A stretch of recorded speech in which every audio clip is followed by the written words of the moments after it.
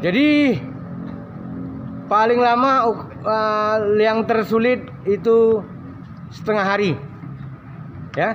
Jadi kita ini selesai sampai jam 12.30. Ada perjanjiannya kan? Biar paham betul. Ini betul-betul intensif. Intensif tuh betul-betul diajarkan sampai pandai. Ya, bukan hanya di sekolah 2-3 jam nanti minggu depan, enggak. Ini memang intensif namanya, belajar betul-betul secara kilat selama setengah hari pandai. Ya. Tapi kalau udah pandai jangan sombong ya. Oke. Ternyata tadi kan, saya ingin bertanya, lilin jenis apa yang kita pakai untuk membuat lilin ini? Adik dari sekolah mana, Dek? Dari sekolah SMP Negeri 1 Binjai. Kelas 8. ya? Jadi ini jenis lilin polimer namanya, ya. Lilin polimer ini kita dapatkan di toko-toko kimia. Di Medan banyak, dekat Olimpia. Tahu Olimpia ya? Tambu sana ya? Ya. Nah, di sana ada toko kimia namanya lilin polimer.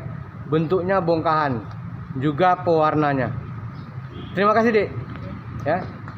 Utama membuat lilin yang berbentuk bongkahan atau batangan berwarna putih dan dapat dibeli di toko-toko bahan kimia. Bahan ini selain sangat populer untuk bahan pembatik, juga sukses dalam pembuatan patung lilin toko dunia yang hampir di setiap negara maju ada museumnya.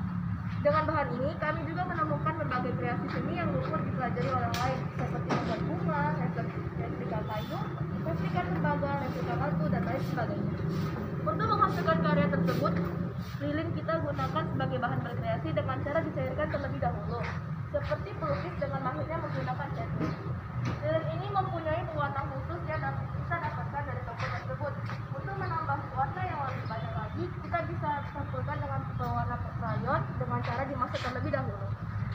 Lilin yang setengah panas dapat kita bentuk apa saja sesuai keinginan karena sifatnya elastis dan dapat membalut suatu benda atau kreasi yang kita buat dari bahan apa saja.